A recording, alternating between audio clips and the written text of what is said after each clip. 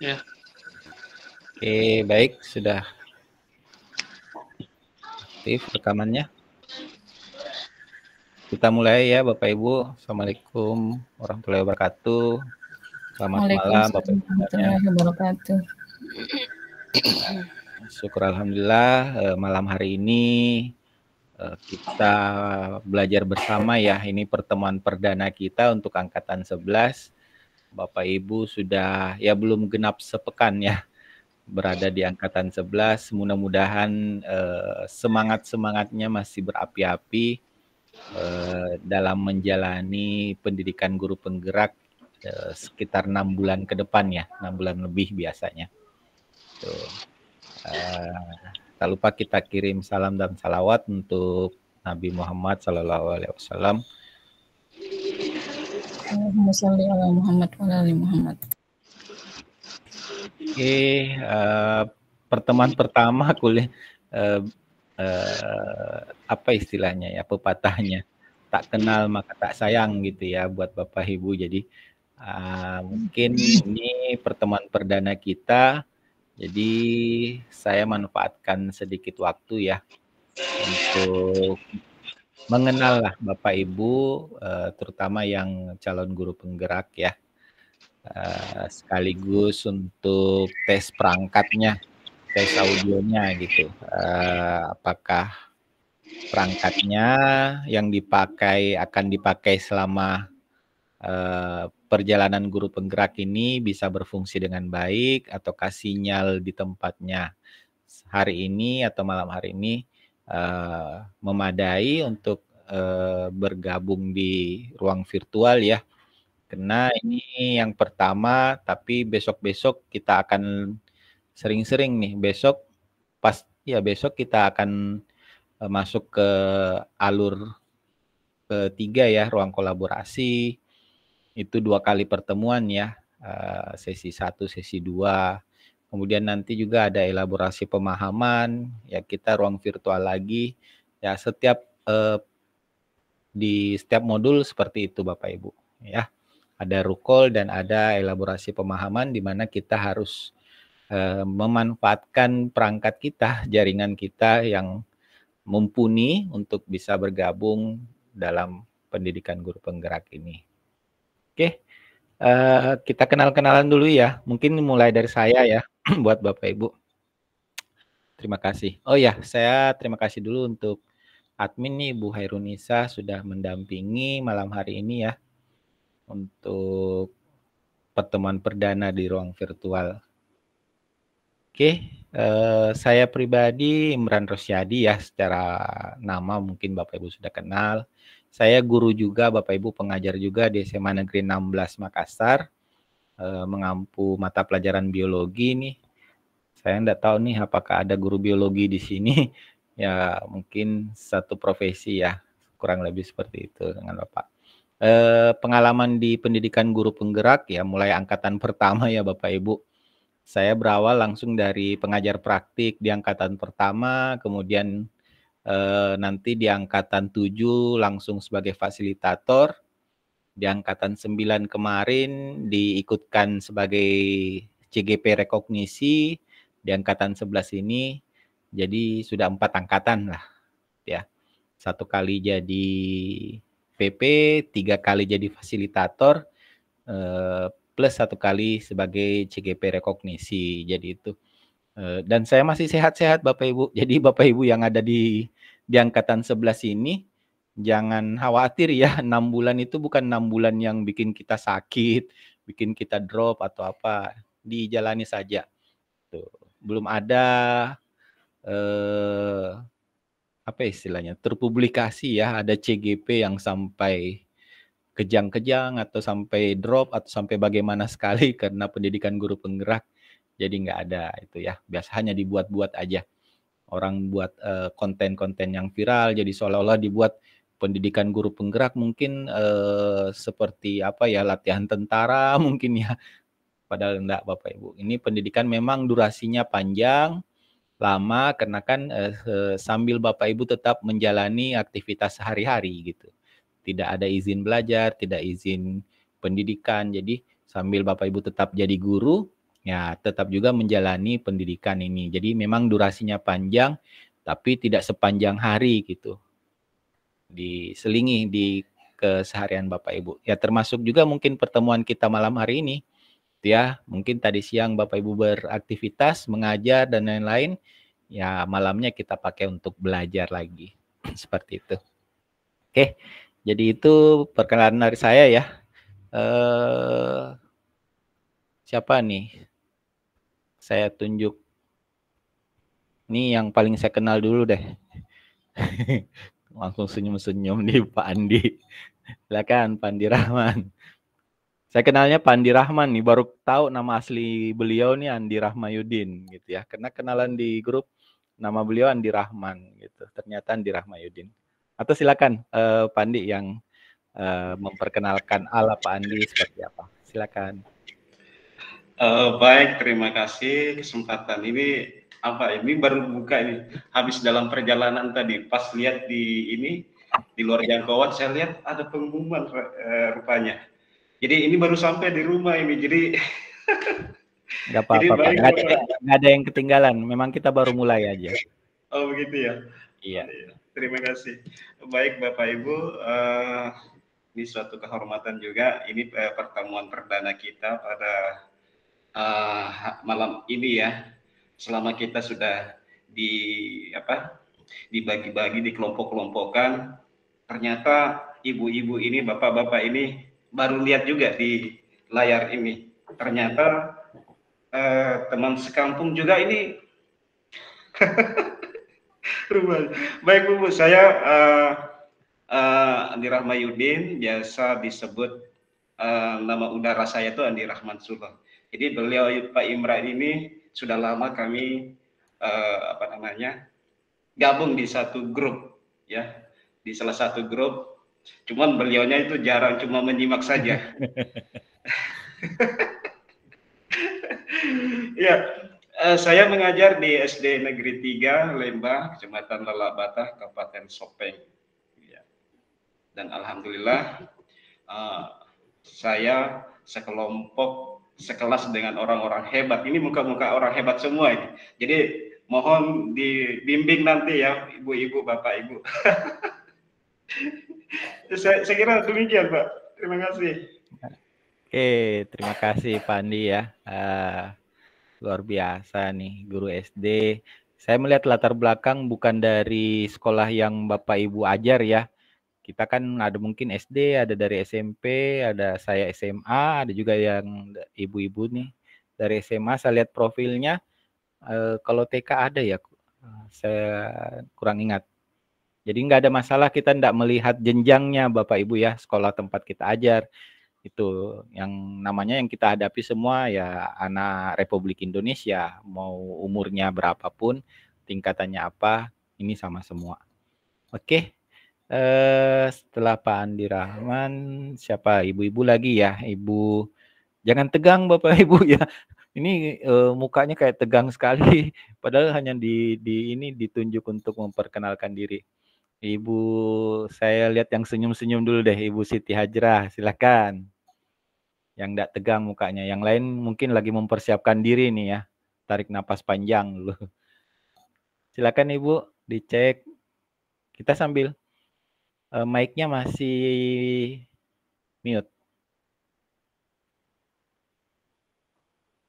Masih termute, Bu. Jadi belum terdengar audionya. Oke. Oke, siap. Cek. Iya. Sudah? Terdengar, Bu. Ya. Baik, Bapak Ibu, terima kasih Bapak Fasilitator, Bapak Imran Rasadi. Mungkin memang perkenalan sangat perlu untuk kita dalam satu kelas ini karena saya melihat dalam satu kelas ada 2 kabupaten, Pak. Ya. Saya Siti Hajrah, mengajar di UPTD SMP Negeri 4 Tanah Sitolo. Di SMP Negeri 4 Tanah Sitolo, Kabupaten Wajo, mengajar mata pelajaran PKN. PKN. Iya. Oke, itu aja Bu ya. Saya pikir untuk sementara itu saja Pak. Oke, siap. Terima kasih Bu Siti Hajrah. Jadi ini Sopeng dan Wajo ya. Ini pengalaman Ya. saya nih menjadi fasil langsung 2 kabupaten nih. Yang kemarin-kemarin hanya satu kabupaten, hanya Indrekang. Di kelompok Gitu. Waja juga seperti itu mungkin Pak, cuman di kelas ini yang dapat 2 kabupaten begitu. 2 kabupaten, enggak ada masalah Iya. Bapak Ibu ya. Bahkan kita bisa Iya. merasa lebih Lebih bagus terspesialkan nih. di luar. Dua.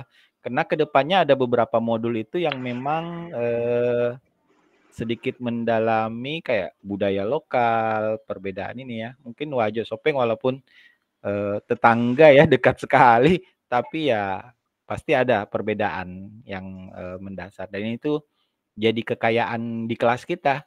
Itu Iya betul Pak. keren. Jadi kelas lain mungkin sama satu kabupaten, ada yang Maros, di teman saya itu orang Maros, fasilnya, CGP-nya semuanya, PP-nya Maros semua. Jadi enggak kemana-mana mereka di Maros-Maros aja gitu. Nah, ini luar biasa. Bapak Ibu nanti perjalanan kita akan lebih seru karena 2 kabupaten ini ya. Oke, Ya, setelah makanya Ibu satu kabupaten juga tidak saling mengenal Pak. Belum ada yang saling Iya. mengenal dalam 5 orang itu. Apa-apa, nanti akan kenalan sendiri. Nanti kan hari Sabtu kan lokakarya ya, lokakarya orientasi itu pasti akan lebih saling kenal. Terima Oke, kasih Pak. lanjut ke untuk PP belakangan ya. Siapa nih? Ibu Ira mungkin? Ira Syahriani. Silakan Ibu. Ya, terima kasih banyak Bapak Fasilitator, Bapak Imran Rosadi atas kesempatan yang diberikan. Saya Ira Sahriani, berasal dari SD Negeri 7 Salotungo, Kabupaten Sopeng. Salam kenal Bapak Ibu guru hebat. Terima kasih. Oke, Sopeng Semangat. lagi nih. Mungkin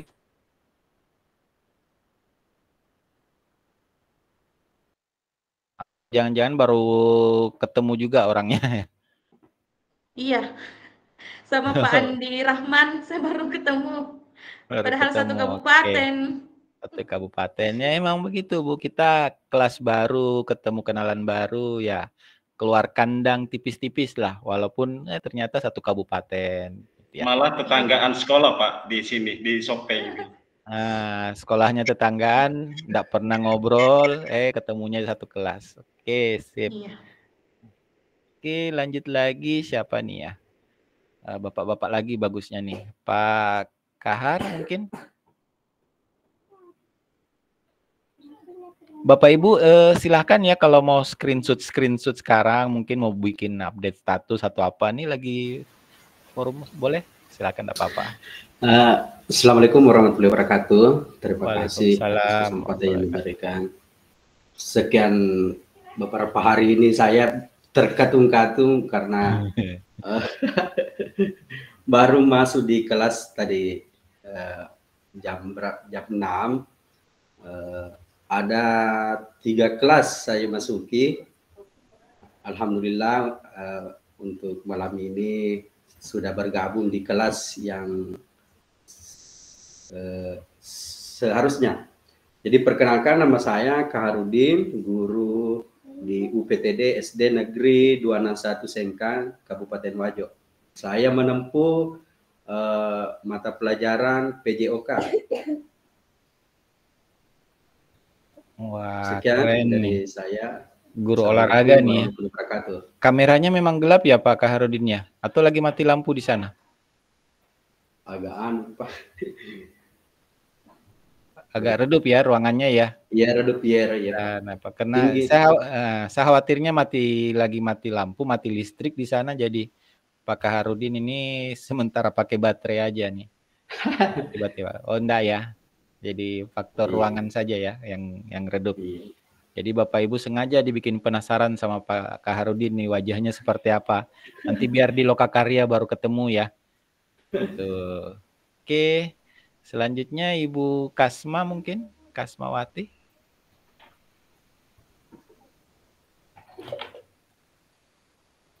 Bisa di open mic-nya. Sip. Ya. Assalamualaikum warahmatullahi wabarakatuh. Waalaikumsalam. Waalaikumsalam warahmatullahi wabarakatuh. Sebelumnya saya mengucapkan banyak terima kasih kepada Bapak Fasilitator, terkhusus untuk Bapak Imran Rosyadi. Jadi di sini perkenalkan, nama saya Kasmawati, asal dari Goa. Kebetulan saya lulus kemarin P3K tahap 3 penempatan Wajo, Pak, di SMA Negeri 10 Wajo. Jadi saya orang pendatang. Iya, pendatang, bukan asli orang Wajo. Saya Wajo, ya? mengajar fisika di SMA Fisika. 10 Wajo. Iya. Tapi logatnya sudah mulai logat-logat Wajo ini ya. Baru berapa bulan di Wajo sudah orang Goa. 1 tahun, Pak. Oh, oke. Itu enggak lama lagi tuh sudah fasih bahasa Bugisnya. Logat Wajonya kan Belum agak-agak tahu beda. ini bahasa Bugis. Sudah nanti 1 tahun tinggal di Wajo tapi belum tahu bahasa Bugis. Ya, apa-apa. mungkin itu saja perkenalan dari saya. Terima kasih. Oke, makasih Bu Kasma. Selanjutnya siapa nih yang terbuka? Ibu Nuriana, silakan Bu. Terima kasih atas kesempatannya, Pak. Assalamualaikum warahmatullahi wabarakatuh. Waalaikumsalam warahmatullahi wabarakatuh. Terima kasih atas kesempatan dan salam kenal untuk Pak Imran Rosyadi. Perkenalkan, nama saya Nuriana dari SD Negeri 75 Lepae, Kabupaten Sopeng. Sopeng lagi nih. Ya. Jangan sampai tetangganya Pandi Rahman lagi nih. Ya, Pandi Pak, Rahman baru ketemu di sini. Pandi Biasanya Rahman kayak ini ya, kayak orang baru keluar kandang gitu ya. Ternyata terkenal tapi baru ketemu semua di room ini. Iya, Pak. Pak, aku heran teman-teman pernah kenal saya, tapi sayanya jarang keluar ini. Terima kasih atas ruangan jago kandang ini. Pandi Rahman kelamaan dalam kandang ini ya, harus sering keluar pagar, Pak. Jarang keluar kandang, Pak, tapi selalu keluar di Facebook. Oh, oke. Sip, itu ya. Terima kasih, Pak, atas kesempatannya. Terima kasih Bu Nuriana. Kita percepat sedikit ke Pak Supriyadi sudah berhasil bergabung. Siapa ya bapak-bapaknya? Pak Ahmad Yani. Monitor, Pak. Pak Ahmad.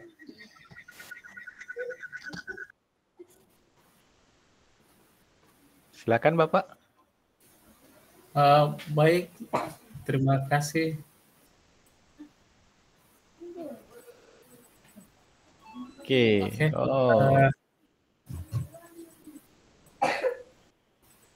Bisa dilihat, Pak? Kelihatan, teman-teman. Pak. Iya. Ya. Ganteng, cakep. Silakan Bapak. Oh, baik, terima kasih.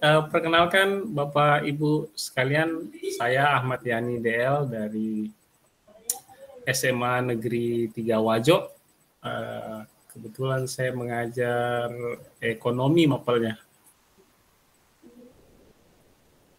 Oh, ekonomi ya, SMA 3 Wajo nih. Iya, dari Wajo. Ya. Oke, sip. Terima kasih Pak Ahmad. Siapa lagi yang belum nih? Ibu Mulyana.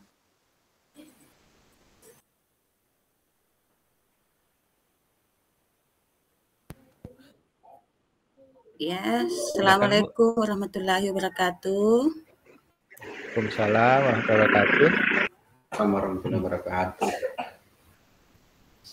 Baik. Ibu Mulyana, saya mengajar di SD 4 Kalian Runge, Kabupaten Sopeng. Salam kenal untuk teman-teman guru hebat semuanya. Semoga saya bisa juga belajar bersama dengan teman-teman semuanya. Terima kasih. Oke, terima kasih Ibu Mulyana ya. Sopeng lagi nih. Kayaknya Sopeng nih temannya Pandi Rahman semua nih. Sesama guru SD ya. Yang dari Wajo ada SMP, ada SMA. Oke. Ke Pak Supriyadi. Pak Supriyadi yang tadi ada terkendala bergabung, akhirnya bisa. Ya, Pak. Silakan Pak. Assalamualaikum warahmatullahi wabarakatuh. Waalaikumsalam warahmatullahi wabarakatuh. Minta maaf lambat tadi bergabung, Pak. Silakan Bapak.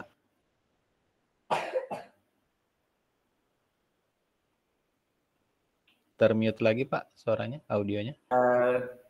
Pak, perkenalkan nama saya Supriyadi, asal sekolah di SDN 20 Totatka, Kabupaten Sopeng.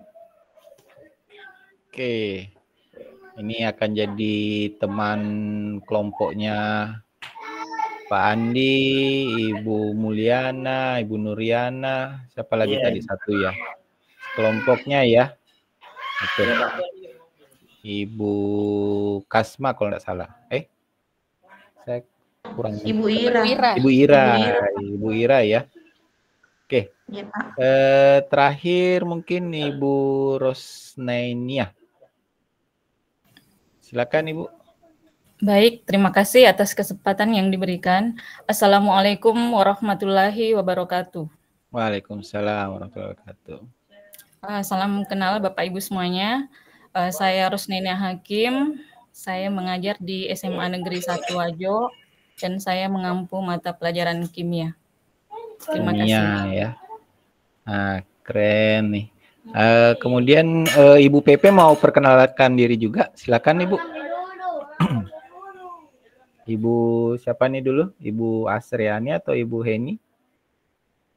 Siapa tahu belum ada yang kenal dengan PP-nya ya, karena ini mungkin pertemuan pertama juga. Silakan Ibu Asriani dulu.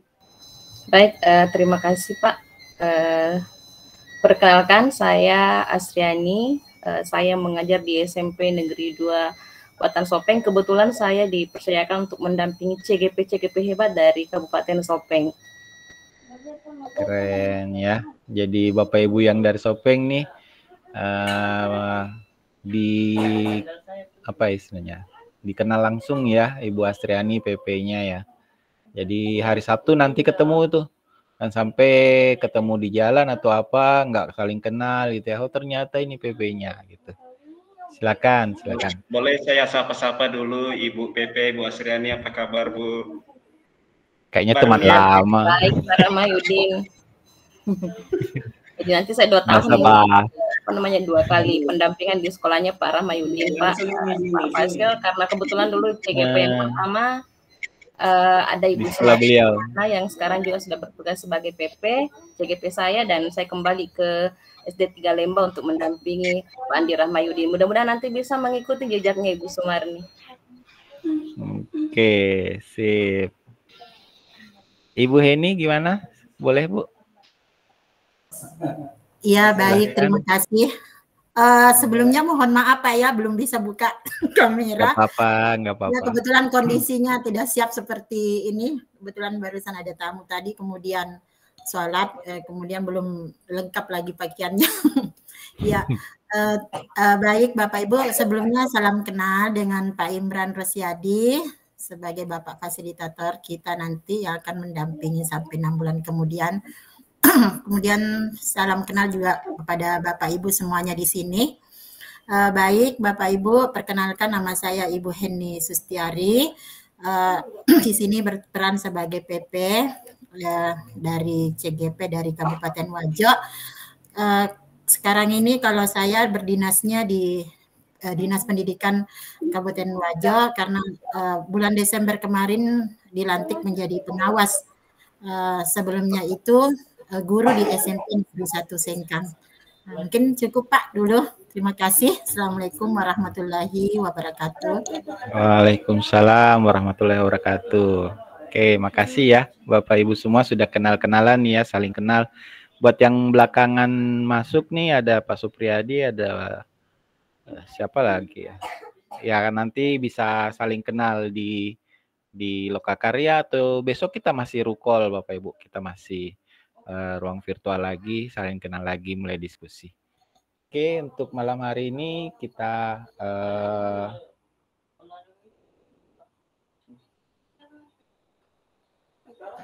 Sudah di pertemuan pertama, tapi kita langsung belajar ya Bapak Ibu.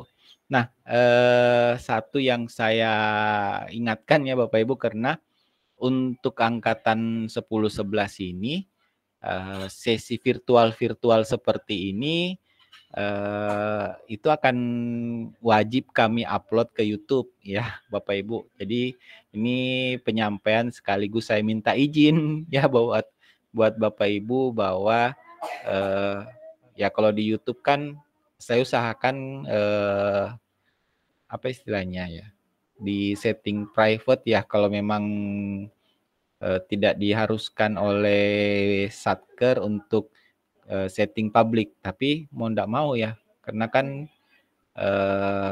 kalau saya tidak salah ingat memang settingan yang diupload ke YouTube nanti itu publik. Jadi saya mohon izin buat Bapak Ibu sekaligus penyampaian mulai awal ya. Kalau kita ruang virtual seperti ini ya mungkin dari segi kondisi apa istilahnya latar belakang apa background itu disesuaikan biar tidak terlalu gimana gitu ya, jadi obrolan tidak ada masalah kalau mungkin yang punya anak kecil mau sambil, biasakan anak kecil minta dipangku-pangku itu ya, ditemani belajar itu nggak ada masalah, cuman sedikit diperhatikan mungkin dari segi pakaian gitu ya, jangan buat ibu-ibu kalau memang masih apa istilahnya bahasanya ya, kalau masih dasteran ya, masih pakai daster enggak apa-apa, off kamera dulu gitu ya. Tuh, enggak perlu kincong-kincong sekali gitu.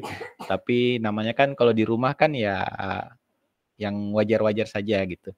Jangan sampai ada yang apa istilahnya kan biasa mungkin Bapak Ibu lihat ada yang enggak sadar kamera, enggak pakai baju atasan atau apa, pakai sarung aja gitu, kelihatan di kamera kan jadi kurang etis aja untuk kegiatan kita, karena kegiatan kita proses pelatihan Bapak Ibu pendidikan ya, jadi mau tidak mau penampilan kita ya setidaknya rapi, terjaga seperti itu. Itu aja penyampaian di awal untuk kegiatan kita dan berlaku sampai di rukol terakhir ya Bapak Ibu, sekian kali rukol nanti kita. Jadi tidak perlu diulang-ulangi untuk situasi dan kondisinya, jadi Bapak Ibu tahu bahwa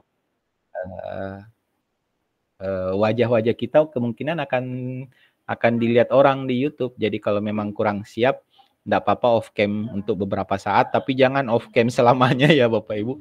Nanti saya nggak tahu nih menghadapi siapa gitu. Apalagi kalau semuanya jadi off cam. Kecuali biasanya off cam kan kalau mau pergi sholat, izin makan, atau jaringan terganggu itu nggak apa-apa. Nah, itu. Tapi kalau selama jaringannya bagus, tidak ada kendala atau apa, ya mohon izin kameranya dibuka, setidaknya saya bisa melihat Bapak Ibu langsung, oh iya ternyata ada Ji, yang CGP saya ada hadir, gitu. Karena kan kehadiran Bapak Ibu juga bagian dari penilaian ya. Tuh.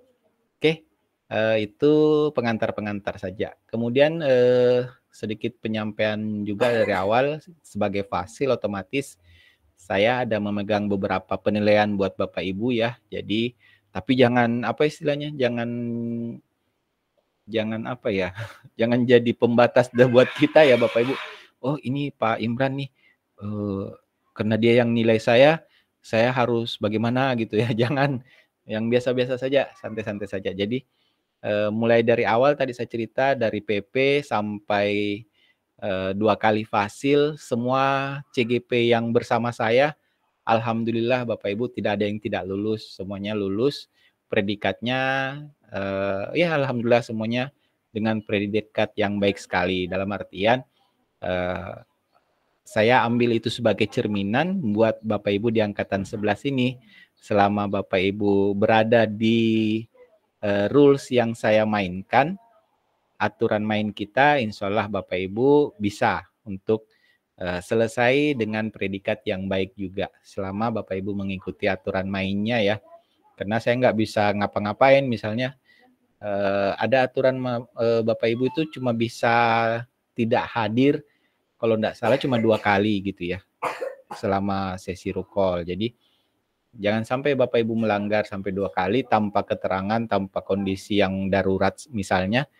Jadi mau tidak mau itu akan membuat nilai Bapak Ibu turun dengan sendirinya. Gitu. Tapi selama Bapak Ibu hadir, kayak terlambat sedikit karena ada kendala dan lain-lain, insya Allah akan tetap saya checklist sebagai Bapak Ibu tetap hadir tepat waktu. Kayak Pak Supriyadi tadi kan terkendala, ya pengalaman pertama klik link, mungkin cari link di LMS agak kesulitan ya, itu masih bisa dimaklumi. Seperti itu. Apalagi kalau memang ada penyampaian lebih awal, oh mohon maaf saya ini 5 menit lagi sampai ke tujuan, jadi tolong ini, itu tetap dimaklumi ya Bapak Ibu. Oke, itu jadi dengan di kelas saya harap Bapak Ibu santai aja, apa istilahnya ya, apalagi ini di rumah ya Bapak Ibu, jam-jam keluarga tidak ada masalah, gitu ya. Jangan sampai ada anaknya yang nangis, enggak boleh dekat-dekat nanti kelihatan di kamera. Ada anaknya yang mau ditemani belajar, jauh-jauh sana. Enggak boleh kelihatan nanti di kamera. Ya, enggak boleh, enggak harus seperti itu ya Bapak Ibu. Jadi silakan, enggak ada masalah. Sambil kita belajar, saya yakin Bapak Ibu tetap menyimak, fokus, gitu ya. Yang penting jangan kehilangan fokus aja, gitu. Oke. Ini sudah siap untuk belajar Bapak Ibu? Siap, Pak. Siap ya? Siap. Siap. Sambil kita perkenalan, sambil kita cek perangkat ini. Alhamdulillah tidak ada yang terputus-putus, tidak ada yang apa istilahnya terlempar ya sampai sekarang, berarti Bapak Ibu jaringannya bagus, perangkatnya juga, kameranya bisa nyala, mic-nya bisa berfungsi. Karena kan ada biasa perangkat tuh mic-nya yang terkendala, mic di laptopnya tidak bisa nangkap suara atau bagaimana, harus pakai bantuan mic tambahan, ada kamera yang tidak bisa nyala, harus pakai tambahan webcam dan lain-lain. Alhamdulillah ini semua di pertemuan pertama sekalian kita cek perangkat ya, semuanya bisa berfungsi dengan baik. Sinyalnya itu kan mudah-mudahan ya sampai perjalanan kita berakhir itu akan baik, gitu ya. Oke, kita saya siapkan slide-nya. Ini masih slide-slide sederhana saja dari, mudah-mudahan bisa tampil di Bapak Ibu.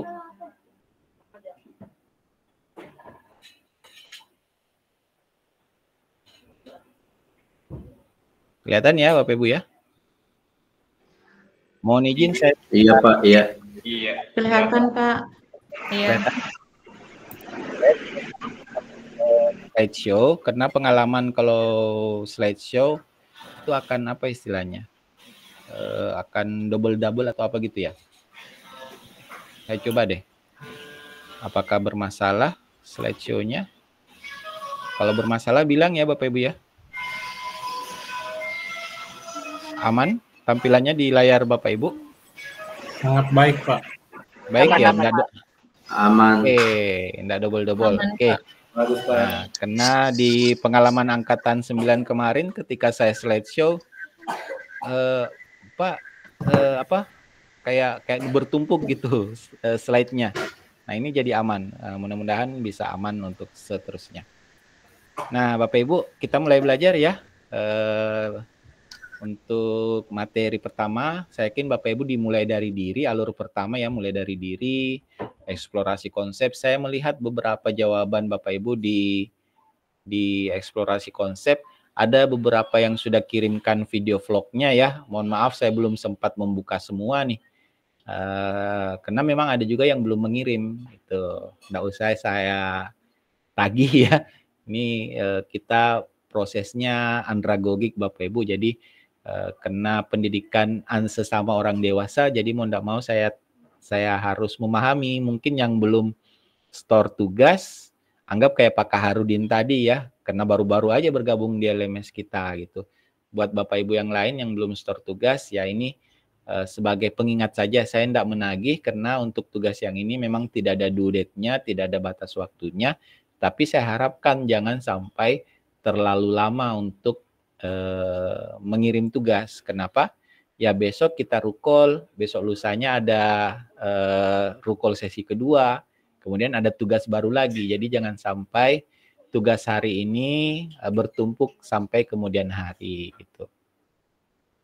Oke, untuk forum diskusi di eksplorasi konsep ini, kita akan merefleksi sedikit ya tentang pemikiran dari Bapak pendidikan kita, Ki Hajar Dewantara gitu, terkait filosofi pendidikan yang beliau bawakan. Ini modul 1 ya, paket modul 1 itu terkait filosofi pendidikan Indonesia ya oleh Bapak Ki Hajar Dewantara. Nah, pertemuan kita ini cuma 2 JP. 1 JP itu 45 menit Bapak Ibu. Jadi 2 JP ya kurang lebih 90 menit. Kita tadi mulai ya kurang lebih sekitar pukul 8 malam ya Bapak Ibu. Jadi sekitar setengah 10 nanti ya kita harus berpisah untuk sementara. Itu nanti kita ketemu lagi besok. Nah, untuk pertemuan malam ini kompetensi lulusan yang dituju itu ya. Saya bacakan langsung biar Bapak Ibu bisa mendengar dengan baik. Jadi pertama itu sebagai guru penggerak diminta bisa memahami peran dan alasan menjadi pemimpin pembelajaran, ya. Jadi harus bisa sadar sebagai guru, Bapak Ibu harus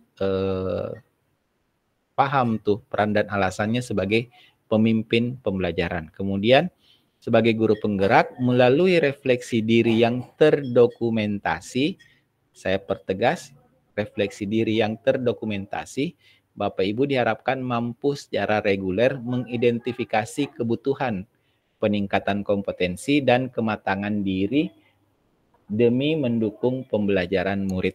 Nah, ini kompetensi yang diharapkan dari pertemuan di malam hari ini di modul 1 ya Bapak Ibu. Nah, capaian umumnya Bapak Ibu diharapkan mampu memahami pemikiran dari filosofi pendidikan Ki Hajar Dewantara dan melakukan refleksi kritis atas korelasi pemikiran-pemikiran tersebut dengan konteks pendidikan lokal dan nasional pada saat ini. Kemudian Bapak Ibu juga diharapkan mampu mengambil pembelajaran dari pemikiran filosofi Ki Hajar Dewantara untuk diterapkan sebagai pemimpin pembelajaran yang mengupayakan terwujudnya sekolah sebagai pusat pengembangan karakter. Oke, secara khusus modul ini juga punya tujuan khusus ya. Pertama, Bapak Ibu diharapkan mampu memiliki pengetahuan tentang dasar-dasar pendidikan dari Bapak Ki Hajar Dewantara. Kedua, Bapak Ibu bisa memiliki keterampilan mengelola pembelajaran yang berpihak pada murid pada konteks lokal kelas maupun konteks sekolah secara lebih luas gitu ya. Kemudian Bapak Ibu juga mampu memiliki sikap reflektif kritis dalam menerapkan pembelajaran yang merefleksikan dasar-dasar pendidikan Ki Hajar Dewantara dalam menuntun murid mencapai kekuatan kodratnya. Nih, langsung nih pada diam. Banyak sekali nih yang dituntut dari seorang guru penggerak. Santai aja Bapak Ibu, ini akan mengalir sesuai waktu gitu ya. Bapak Ibu memang diharapkan untuk berubah sesuai zamannya. Nah, ini zaman yang memang menuntut untuk perubahan. Kalau melihat tujuan-tujuan yang banyak seperti ini, jangan diambil jadi beban Bapak Ibu. Saya yakin Bapak Ibu bisa semua. Ini agenda kita, pembukaan kita sudah lewat ya, sekitar kurang lebih 25 menit. Kemudian nanti akan refleksi kritis, ada pertanyaan pemantik Bapak Ibu. Saya akan menanyakan ke masing-masing Bapak Ibu ya. Kurang lebih nanti durasinya sekitar 30 menit. Kemudian kita diskusi, tanya jawab ya, sekitar 20 menit. Dan nanti sesi refleksi dan penutup kurang lebih 15 menit. Jadi kita saling mengingatkan waktu ya Bapak Ibu. Karena ya nggak apa-apa ada yang lewat-lewat sedikit dari agendanya, setidaknya durasi waktu kita tidak jauh dari 90 menit, 2 jam pelajaran. Oke, pembukaan sudah. Ini tujuan pembelajarannya, saya mengulangi ya, tadi sudah disampaikan. Bapak Ibu sebagai CGP, sebagai peserta di kegiatan hari ini, mampu memberikan perspektif reflektif kritis tentang pemikiran atau filosofi pendidikan Ki Hajar Dewantara dalam forum diskusi. Tuh, karena kan Bapak Ibu sudah belajar nih, dimulai diri dan eksplorasi konsep ya di LMS secara mandiri. Bapak Ibu sudah melihat beberapa tayangan video, sudah menonton video ya, beberapa itu ada saya nggak salah ingat ada 2 atau 3 video ya, 2 kalau nggak salah. Kemudian ada juga materi-materi terkait filosofi pendidikan dan filosofi pendidikan Ki Hajar Dewantara. Itu. Ini durasinya, aktivitasnya ya di pembukaan. Tadi sudah kita lewati, refleksi kritis. Aktivitasnya Bapak Ibu CGP menyampaikan atau memberikan perspektif reflektif kritisnya atau pemikiran Bapak Ibu secara pribadi ya terkait filosofi Ki Hajar Dewantara. Kemudian nanti kita berdiskusi, mengkonfirmasi masing-masing pemikiran Bapak Ibu, bukan berdebat, tapi kita berdiskusi Bapak Ibu seputar pemahaman di filosofi Ki Hajar Dewantara. Kemudian nanti saya akan memandu Bapak Ibu ya, kemudian nanti akan ada penguatan sedikit. Oke, nah ini yang akan kita biasakan di setiap pertemuan kita secara virtual Bapak Ibu. Ada kesepakatan belajar, ada 6 poin yang perlu kita sepakati bersama ya Bapak Ibu. Pertama, Bapak Ibu sebagai peserta, semua yang ada di room ini memiliki kesempatan untuk berpendapat, kemudian harus berpikiran terbuka dan saling menghormati Bapak Ibu, jangan menjatuhkan ya, jangan sampai hilang hormat kepada sesama, kita harus saling menghormati. Kemudian jika ada peserta yang berbicara, maka yang lain mendengarkan itu, karena kita ruang virtual, tidak boleh berebutan nyalakan kamera Bapak Ibu, nyalakan mic ya, harus satu persatu.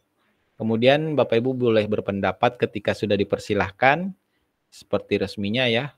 Kemudian diharapkan Bapak Ibu berpartisipasi penuh, dalam artian bukan cuma hadir duduk dan nonton kita yang lainnya berbicara atau berdiskusi. Jadi Bapak Ibu jangan sekedar jadi penonton biasa aja. Jadi harus ikut aktif berpartisipasi, ikut diskusi dan lain-lainnya. Nah, yang saya utamakan nih yang poin ke-6, Bapak Ibu wajib mengikuti sesi kelas dengan perasaan yang gembira. Jangan ada yang murung, jangan ada yang kepikiran macam-macam. Dibawa happy aja, dibawa gembira saja ya Bapak Ibu. Ketawa-ketawa, santai, jangan terlalu tegang gitu ya. Ini pembelajaran orang dewasa, bukan pengujian kayak mau besok seminar tesis atau apa Bapak Ibu, enggak usah tegang gitu. Oke ya, disepakati Bapak Ibu? Boleh soundnya kalau Bapak Ibu disepakati? Sepakat, Iya, Pak. Ya, sepakat. Oke, karena kalau ngangguk-ngangguk tuh apa ya? Kalau ngangguk-ngangguknya ganti-ganti saya nggak bisa lihat semua Bapak Ibu. Jadi harus bersuara gitu ya. Tuh, ini jangan bosan Bapak Ibu, kesepakatan belajar akan setiap kita pertemuan akan saya ingatkan ya. Karena jangan sampai ada yang tiba-tiba enggak gembira gitu, enggak bahagia mengikuti forum diskusi kita.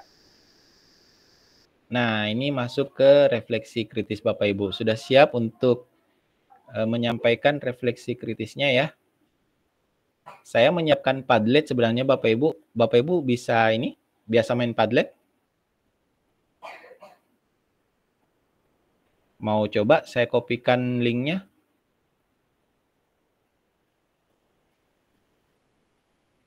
Atau mau secara langsung aja ya? Ini kita ada durasi sekitar 20-25 menit Bapak Ibu, silakan. Ini saya pengen tahu nih pemikiran Bapak Ibu terkait pertanyaan pemantik kita. Kalau mau pakai Padlet saya kirimkan ke kolom chat buat Bapak Ibu yang mungkin ada yang agak sungkan bersuara gitu ya. Jadi saya kirimkan, saya copy dulu Bapak Ibu.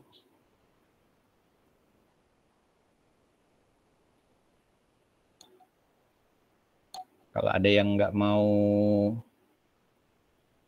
menyampaikan secara langsung gitu ya, boleh di Padlet, atau kalau tidak terbiasa pakai Padlet langsung aja di kolom chat di Google Meet ya, bukan di WhatsApp kita, tapi di Google Meet.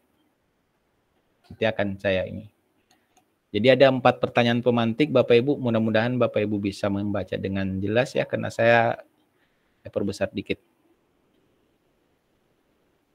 Karena ini pulang balik, jadi saya stop slideshow-nya ya Bapak Ibu. Nah, ada 4 pertanyaan.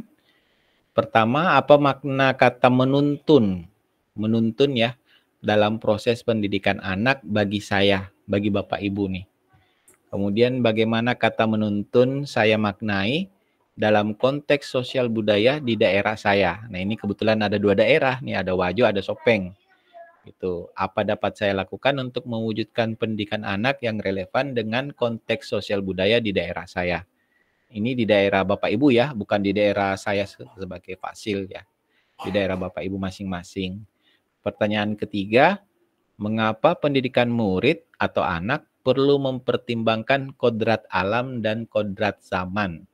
Nah, buat yang sudah nonton videonya atau baca materinya, pasti tahu nih apa kodrat alam dan kodrat zaman gitu ya. Dan pertanyaan pemantik keempat terakhir, apa relevansi atau hubungannya? Apa hubungan antara pemikiran Ki Hajar Dewantara yang dalam tanda kutip ya, pendidikan yang berhamba pada anak dengan peran saya sebagai pendidik. Jadi, apa hubungan pemikiran Ki Hajar Dewantara terkait pendidikan yang berhamba pada anak dengan peran Bapak Ibu sebagai pendidik, sebagai guru? Boleh mungkin yang sudah siap untuk menjawab, boleh acak saja apakah keempat pertanyaan, ataukah salah satunya, ataukah bagaimana? Silakan Bapak Ibu. Boleh. Nah, silakan Ibu Ira dulu. Raise hand ya, buat terima kasih yang banyak. ini. Silakan Ibu Ira Sahriani. Ya, Pak, terima kasih banyak atas kesempatan yang diberikan. Menurut saya, Pak, kata menuntun dalam proses pendidikan bagi saya, di mana kita bisa memberikan kebebasan kepada anak, kepada murid kita untuk mencari jati diri mereka dalam proses pembelajaran, Pak. Terima kasih banyak, Pak. Cuma nomor 1 aja, Ibu. Kemudian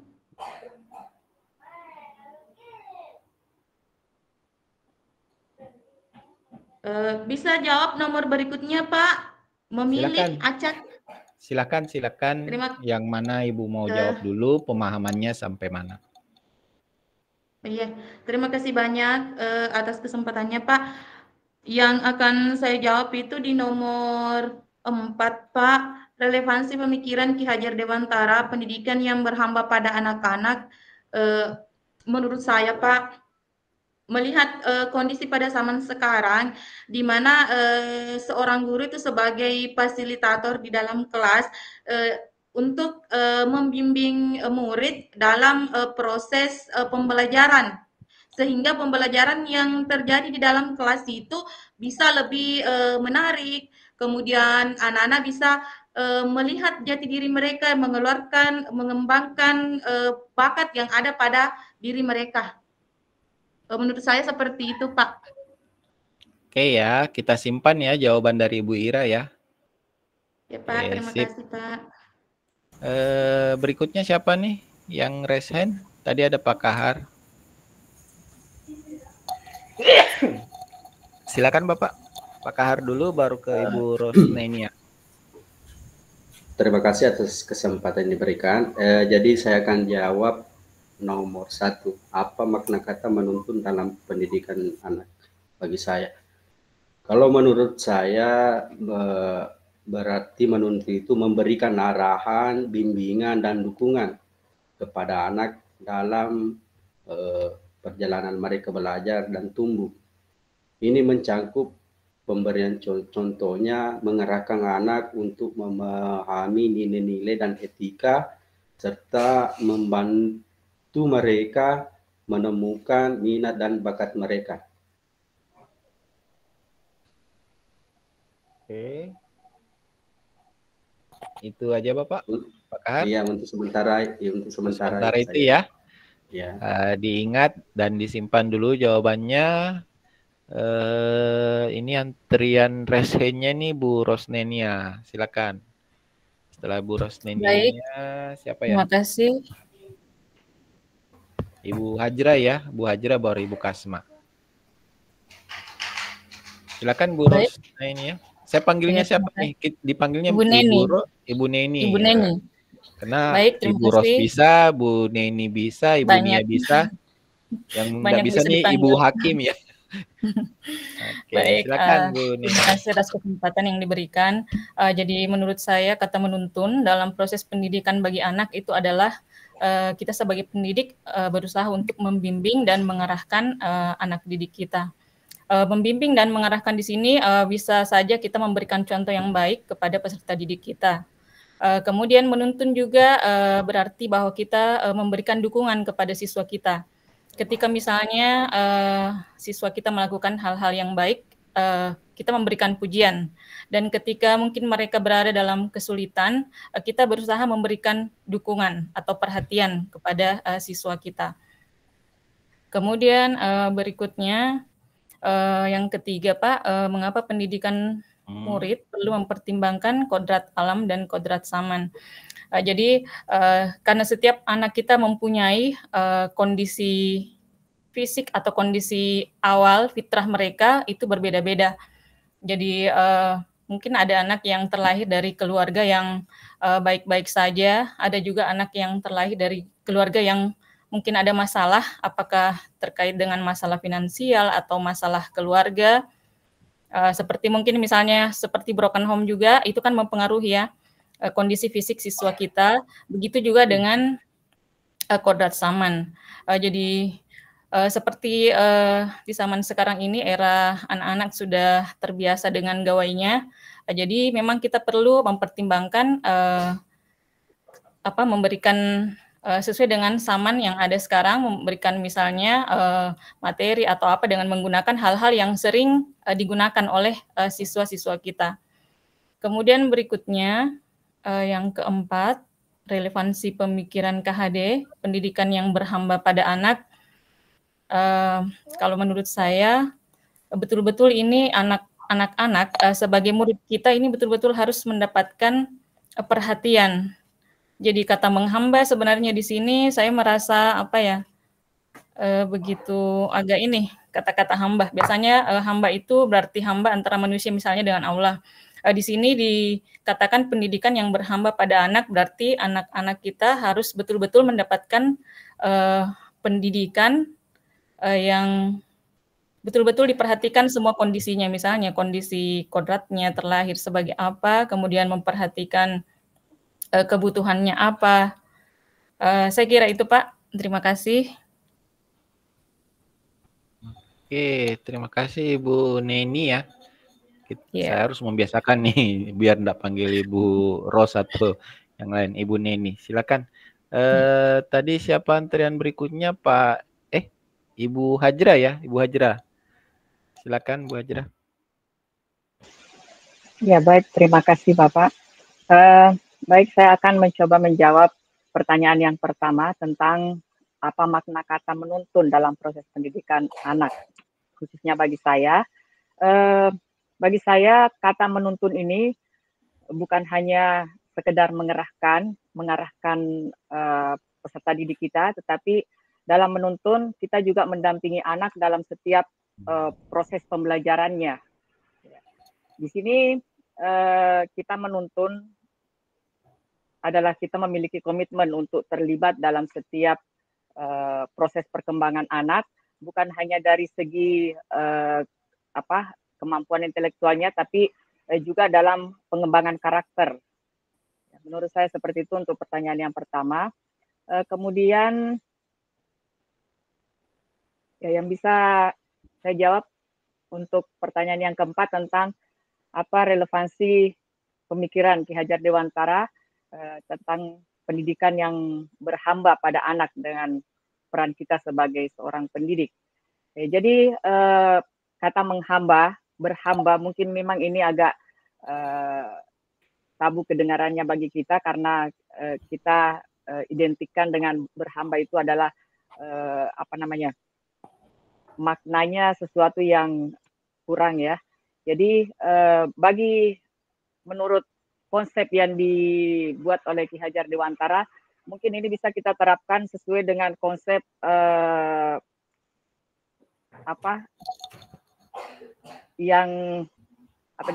Ingarso Suntulodo, Madia Mangungkarsa, dan Tuturi Handayani. Ya, kita sebagai pemimpin dalam konsep Tuturi Handayani, kita sebagai pemimpin, kemudian kita sebagai pembimbing, dan kita sebagai pemberi semangat, kita sebagai pendorong bagi anak-anak. Kita bukan dalam artian menghamba atau menyerahkan diri sepenuhnya kepada anak didik kita, tapi kita mendampingi, memberikan apa yang mereka mau dalam artian yang masih dalam batas-batas yang wajar, sesuai dengan kodrat mereka. Ya, saya kira seperti itu, Pak. Terima kasih untuk sementara. Oke, terima kasih Bu Hajra. Berikutnya Ibu Kasma ya, mungkin lebih padat lagi jawabannya, silakan. Ya Pak, terima kasih Bapak atas kesempatan yang diberikan. Jadi saya akan mencoba menjawab pertanyaan pemantik ini. Yang pertama, apa makna kata menuntun dalam proses pendidikan anak bagi saya? Jadi bagi saya itu dari kata menuntun artinya kita bisa mengarahkan dan berkolaborasi dengan peserta didik, sehingga peserta didik itu dapat menemukan potensi, bakat, dan minatnya. Di sini artian kata potensi itu bisa dimaksimalkan oleh peserta didik itu sendiri. Kemudian yang ketiga, mengapa pendidikan murid perlu mempertimbangkan kodrat alam dan kodrat zaman. Jadi di sini itu sesuai dengan pemikiran Bapak Ki Hajar Dewantara yang mengatakan bahwa tuntunlah anak sesuai dengan kodrat zamannya. Jadi di sini kita harus mempertimbangkan kodrat alam itu dengan artian setiap anak itu mempunyai potensi, bakat, dan minat yang berbeda-beda. Sedangkan kodrat zaman itu di mana anak itu berada di zaman sekarang ini. Misalnya sekarang ini era digital. Jadi di mana sekarang ini kan canggih. Artinya anak sekarang itu lebih ke misalnya kayak TikTok, HP. Jadi di situ dituntun anak sesuai dengan di mana zamannya itu berada. Kemudian relevansi pemikiran Ki Hajar Dewantara pendidikan yang berhamba pada anak dengan peran saya sebagai pendidik.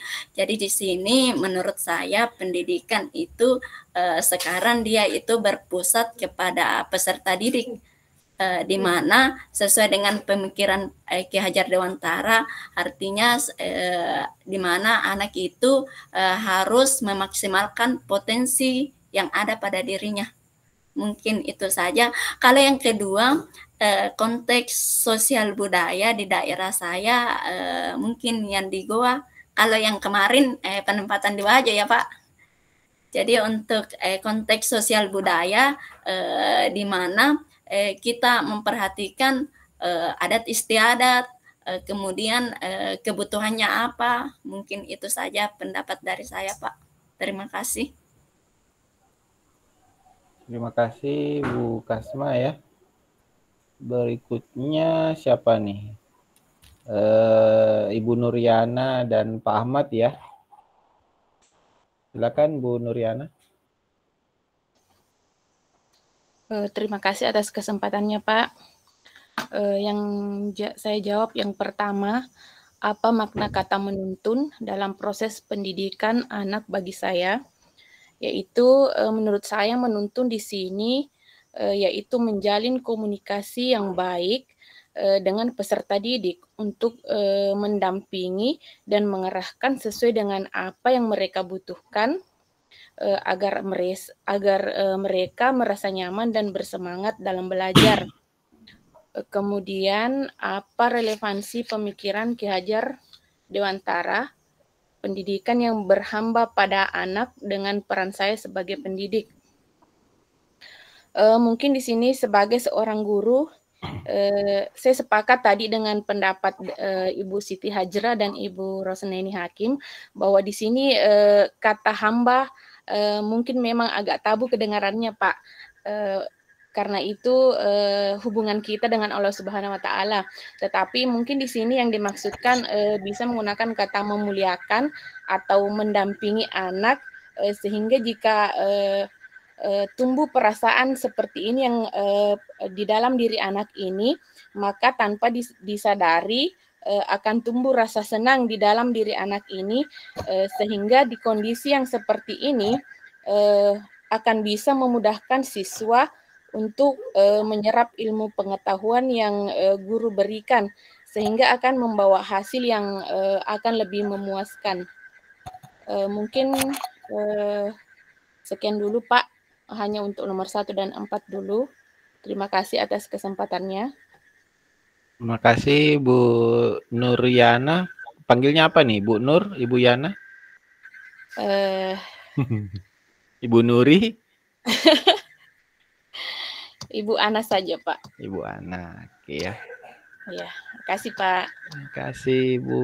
Selanjutnya Pak Ahmad ya. Silakan Pak Ahmad. Baik, terima kasih atas kesempatannya. Yang pertama ini tentang menuntun. Jadi pendapat saya terkait dengan menuntun ini bahwa kita sebagai guru, sebagai pendidik itu bisa berada di depan ketika anak-anak kita kesulitan. Tetapi ketika mereka sudah mulai bisa, kita bisa bersama-sama dengan mereka, atau bahkan mungkin kita sedikit menjauh, membiarkan mereka untuk berakselerasi. Bagi saya seperti itu menuntun dalam konteks ini menurut saya. Kemudian perlu mempertimbangkan kodrat alam dan kodrat zaman, bahwa anak-anak kita itu punya latar belakang masing-masing, punya masalah masing-masing, punya banyak persoalan, punya banyak keunggulan, dan itu sebagai pertimbangan kita. Kemudian zamannya ya mereka hidup sekarang, jangan kita membandingkan dengan hidup kita di zaman kita yang harus begini, harus begitu. Maka itu kita harus melihat mereka bahwa mereka akan hidup di masanya. Kira-kira begitu. Kemudian pendidikan yang berhamba pada anak, saya memandangnya bahwa kita sebagai pendidik itu ibaratnya seperti pelayan bagi mereka, bahwa mereka itu akan tumbuh kemana, seperti apa, maka kitalah sebagai pendidik yang memenuhi kebutuhan mereka. Jadi kita penuhi kebutuhan mereka, apa yang mereka butuhkan, supaya mereka terus berkembang. Itu pandangan saya terkait dengan menghamba. Ya, barangkali begitu. Terima kasih banyak atas kesempatannya. Terima kasih Pak Ahmad. Selanjutnya nih Pak Supriyadi, silakan. Ya Pak, terima kasih atas kesempatan yang diberikan. Yang saya ini Pak mau jawab dulu yang nomor 1. Apa makna kata menuntun dalam proses pendidikan bagi pendidikan anak bagi saya? Jadi Pak, kalau kata menuntun ini bagi saya itu merujuk pada peran orang tua dan kita sebagai guru dalam membimbing, mengarahkan dan mendukung anak dalam proses belajar mengajar dan perkembangannya. Seperti kita sebagai guru atau orang tua juga membimbing anak dengan rasa kasih sayang. Seperti menuntun anak itu berarti tidak hanya memberikan arahan dan petunjuk, tetapi juga kita mesti melakukannya dengan penuh kasih sayang dan perhatian terhadap kebutuhan mereka, sehingga bisa memperbaiki perkembangannya ke depan. Seperti contohnya saja, kita bisa memberikan contoh yang baik sebagai orang tua, sebagai guru. Jadi kita tidak hanya memberikan atau mengatakan sesuatu hal yang harus mereka lakukan, bilang jangan begini, jangan begitu, Anda boleh nakal, tapi juga menjadi contoh yang baik bagi anak-anak. Kita harus melakukan tindakan nyata supaya mereka sehari-hari jadi panutan bagi mereka sebagai panduan yang kuat bagi mereka, Pak. Terus kita bisa memberikan pengembangan mandiri supaya anak-anak bisa mempunyai rasa mandiri mengerjakan sesuatu yang misalnya diberikan tugas sama guru atau diminta tolong sama orang tua. Jadi mereka punya rasa kemandirian begitu. Terus menyediakan dukungan emosional dan moral, Pak. Seperti menuntun tidak hanya pada aspek akademik atau keterampilan praktis, tetapi kita bisa memberikan perkembangan moral, sosial, dan emosional anak, termasuk mengajarkan nilai-nilai penting dan memberikan dukungan saat anak mengalami kesulitan. Terus yang selanjutnya ini, Pak, jadi kata menuntun ini saya maknai dalam kontekstual sosial budaya di daerah saya, khususnya di Sopeng dan tempat mengajar saya. Jika anak-anak mengalami kesulitan, kita guru siap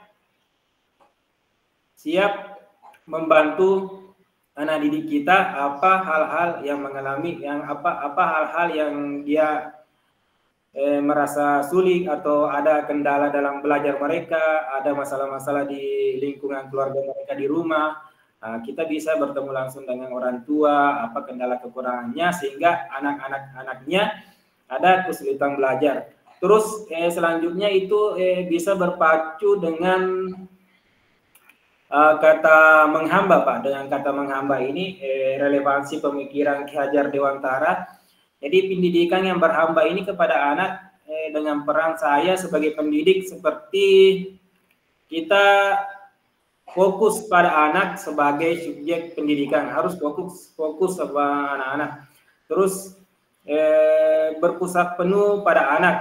Jadi kita menekankan pentingnya menyesuaikan pendidikan dengan kebutuhan dan kondisi anak. Jadi bukan hanya menerapkan kurikulum, apalagi kurikulum sekarang ini, Pak, terganti-ganti. Jadi guru kan semakin belum menerapkan yang belum memahami sepenuhnya kurikulum, ada lagi perubahan. Jadi menekankan pentingnya menyesuaikan pendidikan dengan kebutuhan dan kondisi anak.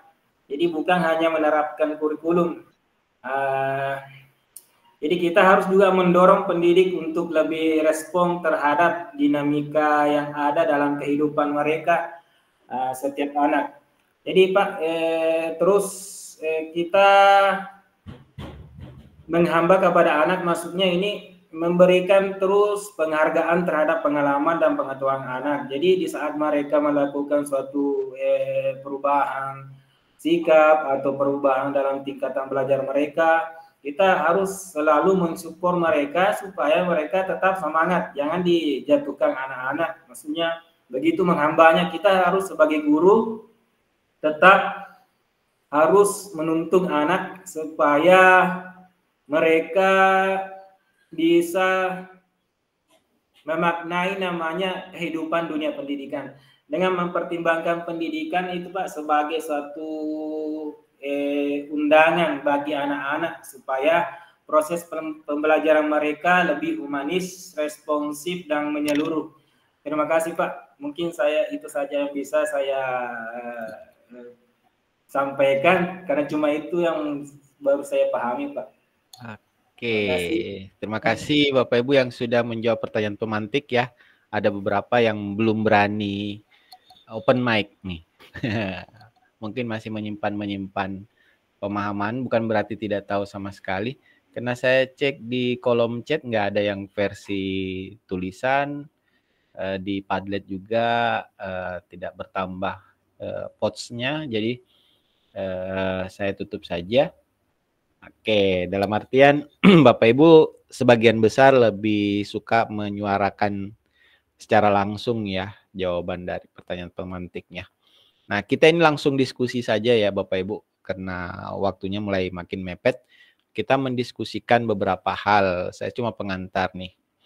Nah, makna menuntun menurut Bapak Ibu hampir, jawaban Bapak Ibu itu hampir mirip-mirip semua. Ada yang mengarahkan, ada yang mendampingi, ada yang membantu, mendukung, menemani, sampai mandiri, sampai ya itu satu alur semua di jalan yang sama. Dalam artian Bapak Ibu memahami makna menuntun dalam proses pendidikan anak itu sudah hampir satu pemahaman.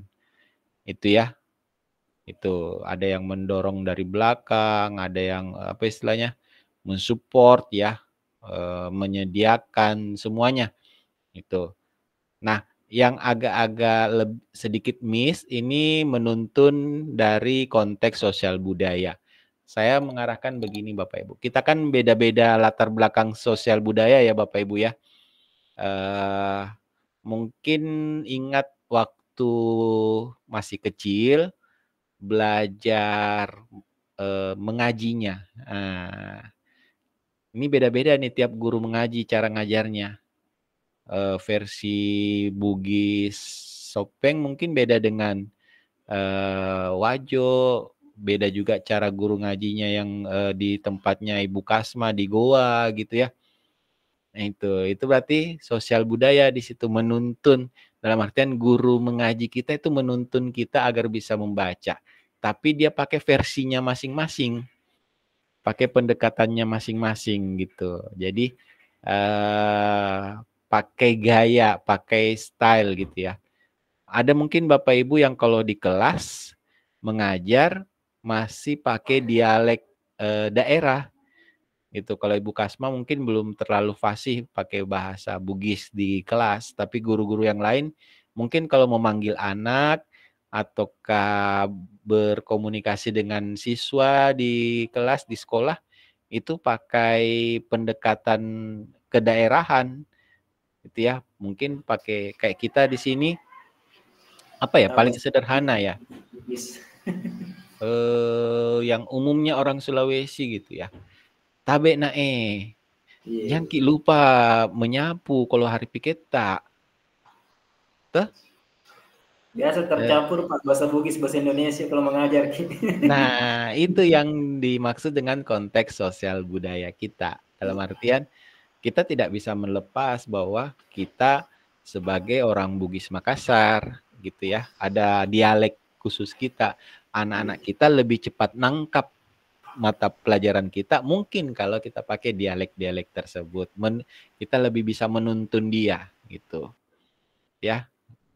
Oke, itu. Jadi pertanyaan nomor 2 itu ya kurang lebih seperti itu. Dialek kita, sosial budaya kita kan ini beda. Nah, ini akan kita explore nanti ke depan nih. Di Wajo seperti apa, di Sopeng seperti apa. Kemudian kita akan lebih diskusi lagi, Bapak Ibu saya minta lebih mendalami nih yang kodrat alam dengan kodrat zaman. Terutama di kodrat alam nih, karena di sini banyak jawaban yang agak-agak miss gitu ya. Kodrat alam itu saya kasih contoh seperti ini Bapak Ibu. Anak perkotaan itu beda sekali dengan anak di desa. Anak yang berada di daerah 3T itu kodratnya mereka di sana. Kita tidak bisa mengajar dengan pola yang berkemajuan dengan anak-anak di kota. Itu serba internet tercukupi, digitalisasi di mana-mana. Kita tidak bisa mengajar ala begitu dengan anak yang kita hadapi, anak-anak yang berada di 3T misalnya. Ini sudah dua alam yang berbeda. Kodrat alamnya seperti itu.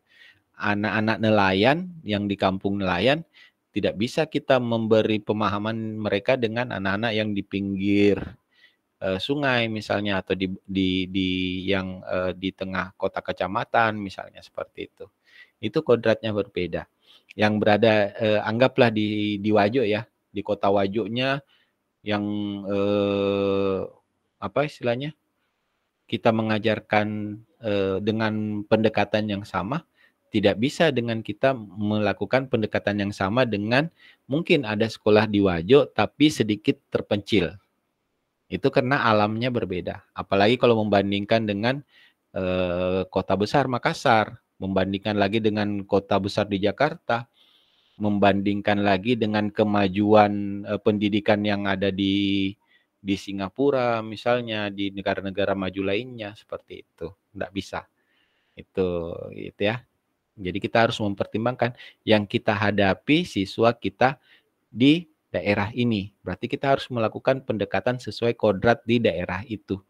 Tidak bisa kita style Singapura kita bawa ke kelas yang di Sopeng misalnya. Terlalu maju buat anak kelas kita, mereka nggak akan sanggup. Itu. Kita mengajarkan kemajuan, berarti kita harus memenuhi juga kodrat zamannya. Mereka lahir di era generasi, bukan lagi generasi milenial ya. Anak-anak Bapak Ibu itu sudah generasi Z, Gen Z. Pendekatannya semua harus serba yang sesuai dengan generasi mereka. Itu kodrat zaman mereka. Itu. Yang mereka mulai dari kecil, bukan mulai dari perut ya, mulai dari umur SD, SMP, sudah mengenal HP, sudah mengenal media sosial mungkin. Jadi harus pendekatannya menyesuaikan dengan itu. Oke, itu berarti kodrat zaman. Nah, yang perlu didiskusikan lagi di poin keempat nih, yang berhamba relevansi pemikiran Ki Hajar Dewantara, pendidikan yang berhamba pada anak dengan peran kita sebagai pendidik. Ini ada beberapa yang miss ya, tapi ada yang sudah mengarah ke sana. Mungkin Bapak Ibu, ini kan pendidikan yang berhamba pada anak itu filosofi kita kan tahu ya, Bapak Ki Hajar Dewantara itu periodenya jaya-jayanya ya, periode hidupnya lah. Itu di tahun berapa Bapak Ibu? Kita mungkin belum lahir pada saat itu. Dan beliau sudah membuat apa istilahnya, punya pemikiran filosofi terkait pendidikan gitu, berhamba pada anak. Nah, banyak peneliti ya, bisa kita bilang peneliti ya, yang era-era sekarang itu memunculkan istilah baru. Bapak Ibu pasti sering mendengar student center, teacher center, ya, di mana kita sekarang diharapkan mengajar itu bukan lagi teacher center, tidak berpusat lagi pada guru, tapi berpusat pada murid. Nah, ini sama dengan pendidikan yang berhamba pada anak, di mana kita mengajar, mendidik yang kita fokuskan itu kebutuhan muridnya, bukan kebutuhan Bapak Ibu mengajar di kelas, enggak. Jadi bukan kita sekedar masuk di kelas ngajar, enggak lihat oh muridnya ini maunya seperti ini. Muridnya mau belajar, anggaplah paling sederhana, oh lagi apa? Lagi sejuk-sejuknya di bawah pohon, di dalam kelas lagi gerah gitu. Nah, kita memaksakan belajar di kelas, enggak mau ngajak anak-anak belajar di luar kelas, di bawah pohon teduh-teduhan gitu. Seperti itu. Itu ya, itu yang teacher center dan student center yang equal atau sama dengan pendidikan yang berhamba pada anak. Itu bahan-bahan diskusi kita nantinya ya Bapak Ibu, tidak hanya di sini tapi di pertemuan-pertemuan berikutnya, ataukah menambah pemahaman Bapak Ibu secara mandiri. Di kolom chat nih Bu Mulyana nih kayaknya versi teks ya. Ini kan diferensiasi ya Bapak Ibu. Jadi ada yang mau menyuarakan langsung, ada yang versi teks gitu. Ya Bapak Ibu seperti anak-anak zaman sekarang, tidak semuanya kinestetik, mungkin ada yang audio, auditori, ada yang visual ya. Menurut Bu Mulyana, menurut Ibu Mulyana ya, memberikan bimbingan, arahan, motivasi kepada mereka agar dapat tumbuh berkembang dengan baik. Nih kurang lebih mirip-mirip ya, sudah sejalan dengan pemahaman Bapak Ibu yang lain. Kemudian menurut konteks sosial budaya, memberikan bimbingan, memfasilitasi dan mengarahkan dalam mengembangkan potensi dan pengetahuan. Masih sama ya konteks sosial. Jadi Bapak Ibu perdalam lagi pemahaman terkait menuntun sesuai konteks sosial budaya. Karena beda sekali budaya kita dengan orang Jawa ya. Budaya orang Jawa menuntun anak itu agak beda dengan cara kita gitu. Oke, Pak Supriyadi masih ini, silakan resen, mungkin ada yang ingin disampaikan. Ya, singkat Pak, saja Pak Supriyadi, silakan ya. Cuma sedikit Pak, ada saya mau tanyakan ini Pak, yang dibahas tadi yang barusan yang itu masuknya Pak kodrat Saman itu maksudnya kan tempat daerah saya mengajar lalu Pak di daerah kepulauan, tidak ada jaringan, tidak ada listrik, tapi kurikulum yang harus kita terapkan di daerah saya lalu itu memang mesti dituntut juga kayaknya mengikuti yang di daerah perkotaan Pak. Jadi, itu kodrat alam jatuhnya Pak, kodrat alam. Itu. Iya. Kodrat alam Pak ya. Iya. Kurikulum tidak melihat ke situ dalam artian semua anak semestinya berpacu ke situ Pak ya. Tidak. Kurikulum itu patron Bapak Ibu, apa istilahnya? Pola ya. Pola yang disediakan oleh pemerintah. Patron kalau orang bahasa arsitek atau apa gitu ya. Tukang jahit atau apa. Itu ada pola, ada tuntunan, itu kurikulum. Yang mengeksekusinya itu sebenarnya yang jauh lebih penting, yaitu Bapak Ibu guru. Itu sebaik apapun polanya, kalau tidak dieksekusi dengan orang yang tepat, mengingat kodrat alam dan kodrat zamannya murid-murid kita, ya tidak akan tepat. Dengan sedikit Pak, dengan tempat mengajar saya lah, yang saya cerita nih Pak, 2 tahun yang kemarin, yang lalu, di situ Pak, di sekolah saya, pemahaman anak-anak dalam berbahasa Indonesia itu kurang paham, jadi harus bahasa daerah sana, bahasa tak. Jadi di situ saya agak kesulitan karena mereka kurang berbahasa Indonesia, jadi harus pakai bahasa tak, bahasa Bare di sana, Sulawesi Tengah. Ya itu kan, itu kodrat alamnya sangat beda ya dengan yang sekolah yang sekarang Pak Supriyadi hadapi gitu. Iya, Pak, jadi beda. Otomatis tidak boleh terpaku. Yang saya hadapi, saya sudah terbiasa mengajar anak-anak pulau. Saya pindah ke kota, ya harus dengan cara saya hadapi anak pulau. Ya enggak boleh seperti itu. Kodrat alamnya beda. Anak pulau dengan anak yang darat ya, itu kodratnya beda. Jadi istilahnya gurunya yang harus menyesuaikan. Dalam artian itu yang tadi berhambanya itu bukan menyembah ya. Kalau menyembah ya agak-agak keliru, itu yang dimaksud Bapak Ibu yang lain tadi. Kalau menyembah anak ya salah. Tapi kalau berhamba ini maksudnya ya itu tadi, kita mengikuti, kita sebagai guru, kita sebagai bukan pelayan, bukan pembantu ya, tapi melayani itu, seperti itu. Oke, Ibu Kasma Raisen, singkat sedikit Ibu. Iya Pak, terima kasih Pak atas kesempatannya. Jadi di sini saya juga mau bertanya mengenai kodrat alam dan kodrat zaman. Jadi misalnya kodrat zamannya itu di era sekarang ini kan serba IT, teknologi. Kemudian misalnya kodrat alamnya itu di daerah terpencil yang 3T. Yang tidak ada internetnya. Maksud saya seperti ini Pak, bagaimana itu maksudnya pemikiran Ki Hajar Dewantara tentang kodrat alam dan kodrat zaman, haruskah kedua-duanya ini sejalan? Sedangkan di daerah terpencil dengan kodrat zamannya, di daerah terpencil itu kurang selaras begitu Pak. Mungkin itu saja maksudnya permasalahan di sini permasalahannya Pak. Betul. Ibu Kasma waktu SD gurunya ngajar pakai apa? Enggak pakai LCD kalau sekarang Pak. Iya. Sekarang Ibu Kasma mau mengajar tanpa LCD juga seperti gurunya. Biasanya kan menggunakan teknologi Pak. Berarti sudah tidak sesuai kodrat zamannya, dalam artian kita mungkin dulu waktu jadi siswa, jadi murid ya, menghadapi guru yang pakai kapur tulis, masih papan tulis kapur, masih ada yang pakai mister panjang, apa istilahnya kalau kita orang Bugis, belbas ya, yang belbas kayu yang 1 meter itu. Nah, itu sudah tidak cocok lagi di zaman sekarang. Dan kita tidak mungkin membawa pola seperti itu, walaupun mungkin kita terkagum-kagum, kita memfavoritkan, kita mengidolakan sosok guru kita waktu kita SD dulu. Ini guru-guru andalanku dulu, ini cara mengajarnya begini. hebat sekali, bagus sekali tulisannya pakai kapur, atau bagus sekali cara mengajarnya. Tapi karena zaman sudah berubah, ya kita mengidolakan beliau, tapi kita tidak bisa pakai pola beliau karena zaman kita berubah.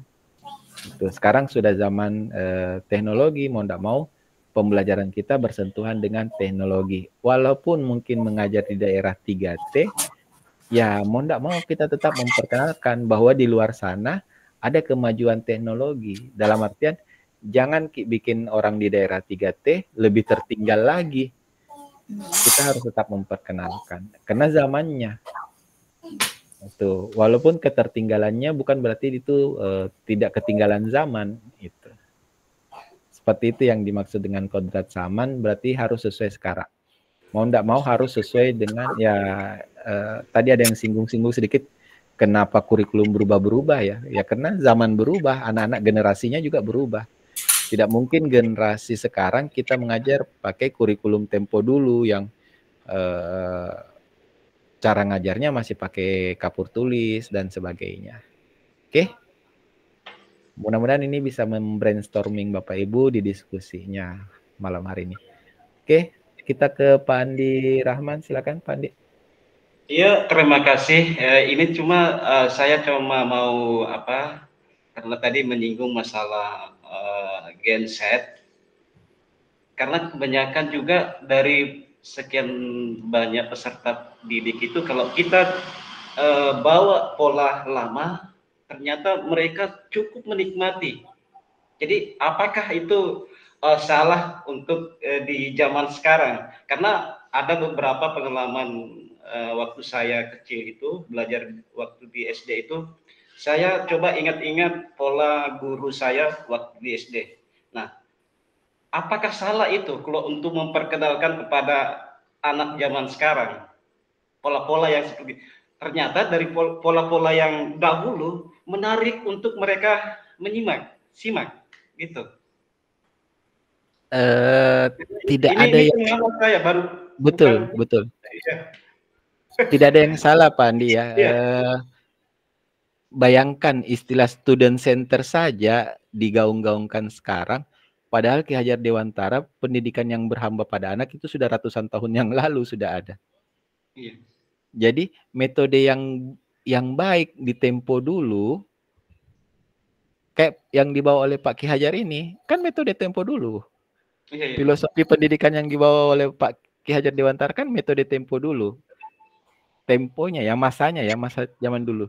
Tapi masih cocok untuk dipakai zaman sekarang. Karena ya sekarang memang kita harus menghamba pada murid. Dalam artian bukan kita yang dihambai oleh murid, tapi kita yang menyesuaikan dengan kebutuhan murid. Nah, yang Pak Andi tadi maksud, ada pola yang disukai sama anak-anak, walaupun itu pola tempo dulu, tapi anak-anak suka. Itu poinnya, Pak. Anak-anak suka, cocok, ya dipakai. Itu dalam artian anak-anaknya yang suka. Jangan dibalik. Ada pola mengajar tempo dulu, andalannya guru, bisanya cuma itu anggaplah paling yang paling banyak ya. Ada guru yang spesialis metode ceramah. Ya, sekian jam mengajar di kelas ceramah tok. Anak-anak ya mungkin ada 1-2 yang menyimak, tapi yang lainnya ketiduran. Tidak menyimak, tidak fokus. Nah, itu bukan lagi, itu berarti memaksakan, tidak sesuai kodratnya lagi. Karena itu berhamba pada gurunya, mengikuti bisanya guru, bukan mengikuti maunya murid. Itu. Jadi poin kuncinya di situ, Pandi. Kalau anak-anak suka, walaupun itu metode zaman dulu, ya kenapa tidak? Sekarang kan kayak istilah permainan ular tangga, itu kan metode zaman dulu. Sekarang banyak versi digitalnya. Permainan ular tangga, jadikan pembelajaran, banyak main monopoli, banyak tuh inovasi pembelajaran pakai permainan monopoli. Itu kan permainan tempo dulu, apalagi kayak permainan kalau kayak di lapangan gitu ya. Pak siapa yang guru olahraga? Pak Kahar itu kalau spesialis guru olahraga itu nggak mungkin dia ngajar dalam kelas, pasti di luar kelas dengan metode bermain, main kejar-kejaran, main itu kan metode tempo dulu. Tapi anak-anak zaman sekarang masih cocok karena sifatnya disukai sama anak-anak. Jadi betul itu Pak, betul. Karena dari beberapa bulan ini, kenapa kok saya sering ini teringat dengan tempo-tempo dulu, misalnya permainan tradisional. Nah di situ anak suka sekali. Nah dari permainannya itu maka timbullah jiwa-jiwa kritis dari anak-anak itu. Oke, jadi ketemu ya poin. Iya. Poinnya ketemu ya yang menuntun konteks sosial budaya, karena permainan-permainan kita tempo dulu itu kan dalam artian permainan, tapi kalau kita kaitkan dengan konsep menuntun, main-main kok ada pendidikan di dalamnya, dari bermain kok ada pendidikan di dalamnya. Nah itu yang apa istilahnya, benang merahnya dari diskusi kita malam hari ini ya Bapak Ibu ya. Oke, jadi seperti itu konsep pendidikan yang filosofi pendidikan yang dibawa oleh Bapak Ki Hajar Dewantara. Jadi bayangkan sudah ratusan tahun konsep pendidikan beliau, filosofi pendidikan beliau, dipakai sekarang kok masih cocok. Nah, di situ karena konsep pendidikan beliau, filosofinya ya menyesuaikan kebutuhan anak. Sedangkan kita sadari anak-anak itu butuhnya apa? Itu ya, banyak tuh konten kreator sekarang yang berbicara terkait pendidikan gitu ya. Ya anak-anak cuma butuh bermain, Bapak Ibu. Karena dalam bermainnya ya mereka belajar sambil belajar. Jadi ketika kita ngajak anak-anak bermain di sekolah kita, di kelas kita, secara tidak langsung ya kita mengajar anak-anak belajar. Itu. Jadi untuk sekarang konsep menuntun kita ya jangan mindset kita lepas dulu yang saya mau masuk ke kelas mengajar ini. Mau ajar konsep ini, materi ini. Nah, itu kita pinggirkan dulu pemikiran seperti itu. Ganti dengan pemikiran baru, bukan pemikiran baru ya. Sesuai filosofi Ki Hajar Dewantara.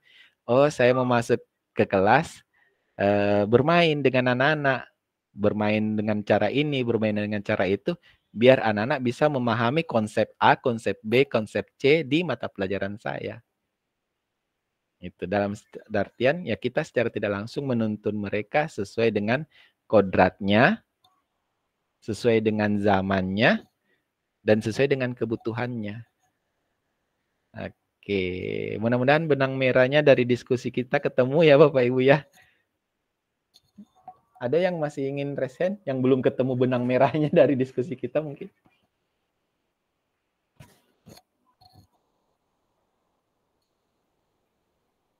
Tidak ada, oke saya lanjut.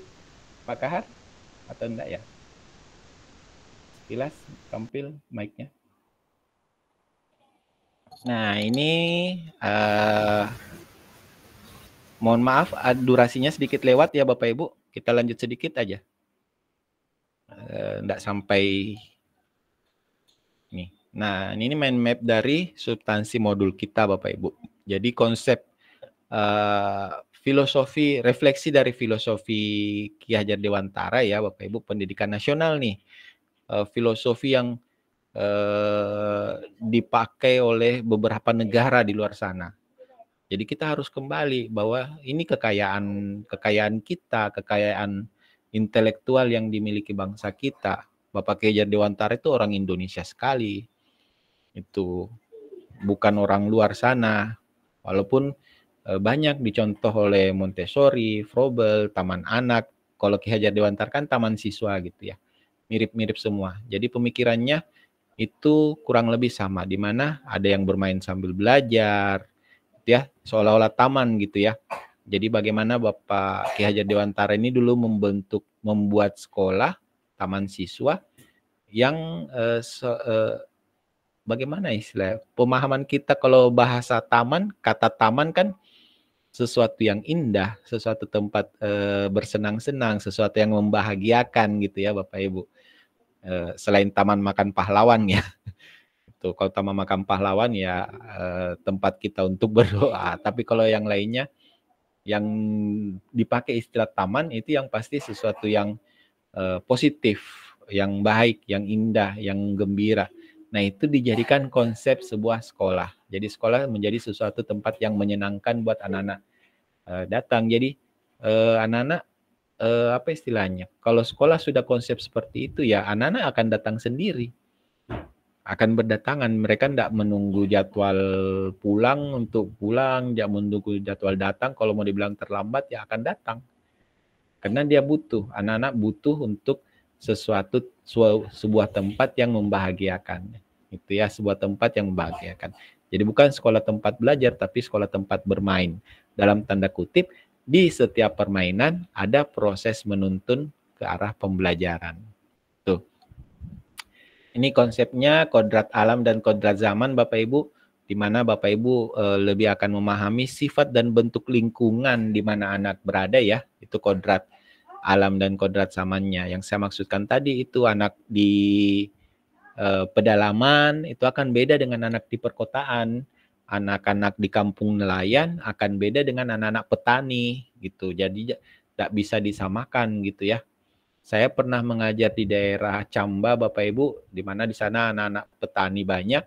Nah, kalau jadwalnya, waktunya apa istilahnya, panen, ya tidak bisa dipaksakan hadir full di sekolah, karena dia harus panen membantu orang tuanya, dan kita harus memaklumi seperti itu. Dalam artian akan ada sesi pengganti waktu selain itu. Itu salah satu yang perlu kita sadari ya, dimana seperti itu. Mungkin saja kalau anak-anak di kampung nelayan ada waktunya mereka membantu orang tuanya memperbaiki jaring atau memperbaiki perahu atau menjual ikannya, menjemur ikan dan lain-lain.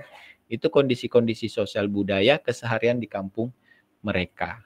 Itu. Kemudian ada isi dan irama. Ini perlu Bapak Ibu perdalam lagi di materi isi dan irama. Itu akan bagus sekali Bapak Ibu.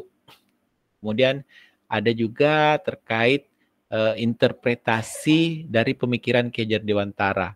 Ada cipta, rasa, karya, dan karsa. Nah ini guru apa istilahnya? Guru olahraga nih paling biasa kena ya. Karena guru olahraga kan itu tidak ada guru olahraga yang apa istilahnya? Yang hanya berdiam diri di ini. Kalau jam pelajaran olahraga itu di mana-mana saya lihat anak-anak antusias sekali, belum jamnya sudah ganti baju olahraga, habis jamnya masih pakai baju olahraga, dalam artian anak belum mau selesai gitu masih mau olahraga itu. Karena di situ semua anak-anak belajarnya dia suka yang seperti itu, di mana cipta, rasa, karsa dan karyanya ada. Itu sebagian besar anak ya, ada juga beberapa anak sih yang memang kena matahari ogah, bergerak sedikit lemes, ya itu ya sudah kodratnya yang harus kita pahami itu ya, beda-beda sekarang anak-anak itu.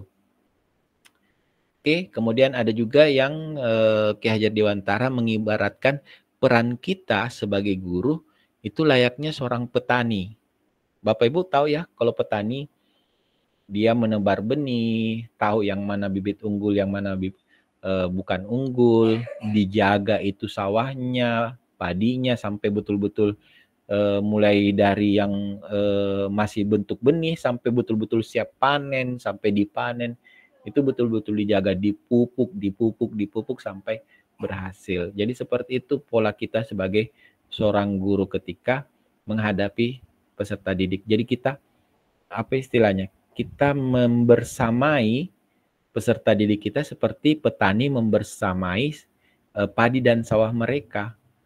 Tidak ada itu petani yang tanam padi, sebar benih, nah pergi tinggalkan ke kota berbulan-bulan, mau panen baru kembali. Enggak.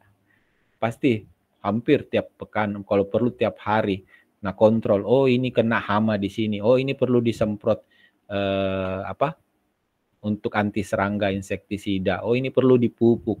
Oh kena pakai bibit yang ini, pupuknya cocok yang ini. Pakai bibit yang ini, itu petani seperti itu. Jadi kita harus berpola pikir peran kita sebagai guru harus seperti itu. Oh, anak yang ini harus cocoknya dengan metode ini, anak yang itu harus cocok dengan metode yang itu. Dan kita membersamai sampai anak tersebut betul-betul sukses, dalam artian kayak padi betul-betul sudah siap dipanen. Itu. Jadi tidak ada konsep meninggalkan, ya. Oke, ini konsep-konsep pendidikan Bapak Ibu. Kalau potret pendidikan Indonesia zaman kolonial sampai masa kini kan ada videonya ya Bapak Ibu ya. Sudah dinonton mungkin ya di Eksplorasi Konsep. Itu. Ini bagus juga Bapak Ibu pelajari. Ini substansi modul dari modul 1.1. Jadi mudah-mudahan ini modul ini ditaruh di awal sekali pendidikan guru penggerak. Dalam artian kita harus merubah mindset kita Bapak Ibu. Kalau belum sesuai dengan filosofi dari pendidikan Ki Hajar Dewantara. Tapi saya yakin Bapak Ibu yang mendaftar di pendidikan guru penggerak itu sudah sedikit punya mindset yang berbeda dengan guru-guru yang ya masih banyak kan guru-guru yang tidak mau move on, sudah berada di posisi enak, dalam artian tidak mau lagi belajar, menikmati gaji setiap bulan, sudah nyaman, ya, sudah terima, apalagi kalau mungkin yang sudah sertifikasi, ya itu aja, tidak perlu belajar. Ngapain capek-capek belajar Ki Hajar Dewantara? Saya tanpa itu pun gaji jalan, gaji lancar gitu. Tapi ini yang pendidikan kita butuh perubahan. Nah, perubahan itu harus mulai dari mindset kita, dari diri kita sendiri dulu. Kita berubah harus butuh pemicu, Bapak Ibu.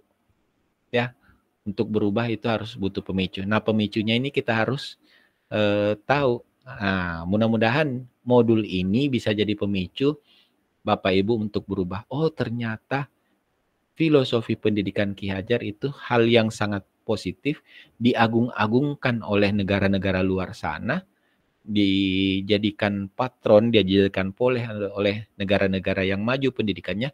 Kenapa kita di Indonesia yang melahirkan filosofi pendidikan yang luar biasa hebat belum bisa maju pendidikannya? Apa yang salah di situ? Nah, berarti ada missing link-nya. Jadi Bapak Ibu sebagai calon guru penggerak itu mudah-mudahan jadi apa istilahnya? Jadi peluru-peluru perubahan sesuai dengan filosofi pendidikan dari Bapak Ki Hajar Dewantara. Oke ya? Itu benang merah dari diskusi kita malam hari ini Bapak Ibu. Mudah-mudahan tercerahkan, sekaligus tadi bagian dari penguatan diskusi kita. Gimana Bapak Ibu? Ada yang ingin disampaikan? Ini durasi kita sudah lewat 12 menitan. Aman ya? Bisa aman, dipahami aman, untuk Pak, aman. Untuk modul 1.1 ini ya, modul paling pertama yang Bapak Ibu pelajari di Alur Merdeka di pendidikan guru penggerak. Itu. Jadi sudah mulai dari diri, eksplorasi konsepnya sampai kita di fase forum diskusi. Besok kita ruang kolaborasi lagi Bapak Ibu, masih seputar dari modul ini. Mudah-mudahan pemahamannya sudah bertambah, jadi ada senjata sedikit dibawa ke ruang kolaborasi. Nah, bagaimana kita besoknya kolaborasi? Nah, besok dilihat. Yang intinya kita masih di ruang virtual. Jadi kita berkolaborasi secara virtual ya. Itu sudah era, sudah kodrat zamannya. Bapak Ibu harus bisa berkolaborasi, kerja sama, tapi tidak di satu meja yang sama, ya, tidak di satu laptop yang sama. Jadi bagaimana nanti besok Bapak Ibu dan seterusnya bagaimana berkolaborasi secara virtual. Nanti di Lokakarya baru Bapak Ibu duduk bersama satu meja, ketemu mie aslinya. Oh begini Pale, ya, oh asik Pale kalau Lokakarya seperti ini. Jadi seperti itu. Jadi kolaborasinya ada yang secara virtual, nanti di Lokakarya ketemu dengan PP, ketemu dengan rekan-rekan dari kelompok lain lagi cara kolaborasinya. Oke, saya rasa itu Bapak Ibu. Silakan Gresen kalau ada yang ingin disampaikan.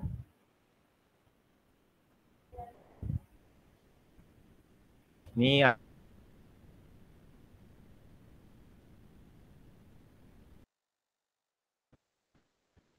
Kalau tidak ada yang ingin disampaikan karena durasi kita sudah lewat, boleh mungkin kita akhiri pertemuan kita malam hari ini. Ya Pak, terima kasih. Oke. Saya cek kehadirannya masih lengkap. 1, 2, 3, 4, 5. Oke, masih lengkap semua ya Bapak Ibu dari awal sampai akhir.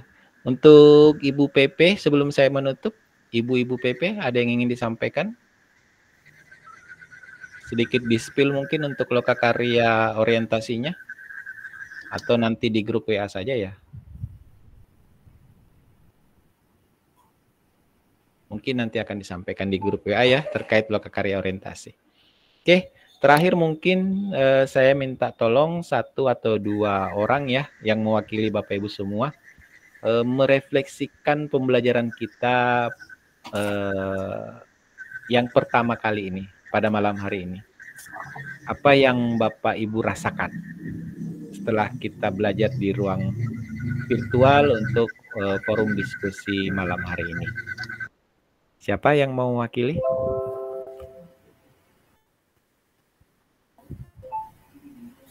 Yang ganteng 1, yang cantik 1. Siapa? Mau ditunjuk langsung? Enggak ya, kita andragogik Bapak Ibu, enggak usah tegang. Jangan takut, wih, ini kayak bukanya masih tegang-tegang Bapak Ibu. Ibu Hajra mewakili kaum Hawa. Silakan Ibu. Masih termute mic-nya, jadi enggak ketahuan perasaan Ibu setelah belajar malam hari ini seperti apa. Silakan. Oke, terima kasih atas kesempatan yang diberikan. Baik, sedikit saya akan merefleksi kegiatan kita pada malam hari ini. Ini adalah pengalaman pertama saya pribadi mengikuti kegiatan agak resmi semacam ini, sehingga membuat saya agak bertanya-tanya ya seperti apa modelnya bagaimana, karena kemarin saya hanya bermodal tanya-tanya sama orang yang sebelumnya, belum pernah kita menghadapi. Jadi saya merasakan agak kurang percaya diri karena memang saya mengikuti guru penggerak ini hanya dengan modal kemauan saja. Persoalan IT saya akui saya kurang dan sebagainya. Tapi dalam pertemuan yang pertama ini membuat kesan bagi saya bahwa dengan keberagaman kita yang berasal dari 2 kabupaten, itu membuat kita bisa berkolaborasi, belajar bersama, sehingga membuka pikiran saya bahwa kita harus menghadapi segala sesuatu yang menurut kita itu agak sulit mungkin. Jadi untuk saya malam ini sangat menarik, ya, sangat memberikan pengalaman yang mungkin akan saya ingat sampai pensiun, bahkan sampai mungkin menua. Ya, saya kira itu Pak untuk malam ini. Ya, saya kembalikan kepada Bapak. Terima kasih. Luar biasa, terima kasih Bu Haja refleksinya. Sudah kita screenshot untuk simpan, untuk siapa tahu mau dipajang di ruang tamu atau apa. Itu juga kekurangan saya Pak, saya kurang ini dengan media sosial. Saya tidak terlalu cukup menyimak. Untuk kita pajang di ruang tamu tak tuh. Wih, ini pengalaman terakhir. Oh iya, tadi saya sudah screenshot bercanda untuk, Bu ya. Teman ada yang kenal kayak katanya Bapak. Oh, ada yang kenal saya atau ada yang kenal dengan teman-teman yang lain mungkin? Ngajar, tapi Bapak katanya seniornya dulu. Wah, aduh, saya kalau dibilangi senior agak minder Bu. Jadi sempat saya screenshot kan, karena dia bertanya siapa fasilitatornya, ya saya menjawab Bapak Imran. Ternyata dia kenal dengan Bapak. Saya malas kalau kenalan sama orang langsung dia sebut senior. Sama kayak Pak Andi Rahman, langsung ke apa istilahnya, ketahuan usia. Nah, oke, satu orang mungkin dari bapak-bapaknya menyampaikan refleksi apa yang dirasakan, apa yang ingin disampaikan, mungkin umpan balik masukan. Siapa? Pak Ahmad, Pak Kahar. Pak Ahmad, silakan. Baik, terima kasih atas kesempatannya. Malam ini saya mendapat pencerahan, khususnya yang selalu menjadi perbincangan selama ini adalah menghamba pada murid itu, bahwa ternyata pemikiran-pemikiran Barat itu asli juga ada di Indonesia sebenarnya, dan itu jauh sebelum Indonesia ada, itu sudah dipikirkan. Artinya saya merasa bahwa memang kita ini adalah bangsa yang besar, cuman jarang digali, sehingga kita sendiri merasa bahwa kita perlu belajar di luar sana bagus dan sebagainya. Padahal kita juga lumayan baik dan sebenarnya sungguh maju. Ya, itu apa yang sering menjadi bahasa yang tabu barangkali, kalau istilahnya teman-teman tadi bahasa yang tabu. Tapi setelah tadi ada beberapa pembicaraan, diskusi, akhirnya oh ya ternyata maksudnya bahwa ini banyak digunakan istilah baru, pada dasarnya barang yang sama gitu. Ya, begitu barangkali Pak dari saya untuk malam ini, singkat. Ya, makasih. Oke, terima kasih Pak Ahmad ya. Jadi sudah ada pencerahan baru, pemahaman baru, bahwa tidak semuanya merek Tempo dulu itu sudah masuk museum dan dilupakan. Ternyata orang-orang di luar sana malah pakai kita punya kebanggaan ya. Jadi kita harus bangga bahwa student center itu ya Ki Hajar Dewantara yang paling pertama yang mengkonsepkan berhamba pada murid. Dan berhamba ini bukan berarti kita menyembah murid ya.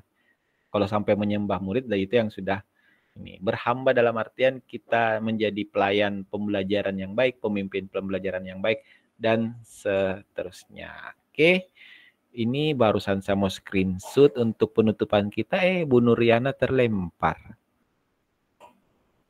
Jadi kurang lengkap ini kalau mau di screenshot untuk penutupan. Tidak apa-apa deh, untuk jaga-jaga saja. Tapi nanti kita tutup room, Bu Nuriana kembali. Siapa yang buka Kangi pintu? Tidak apa-apa ya, Bu Nuriana. Nantilah urusannya dengan PP-nya yang menyampaikan bahwa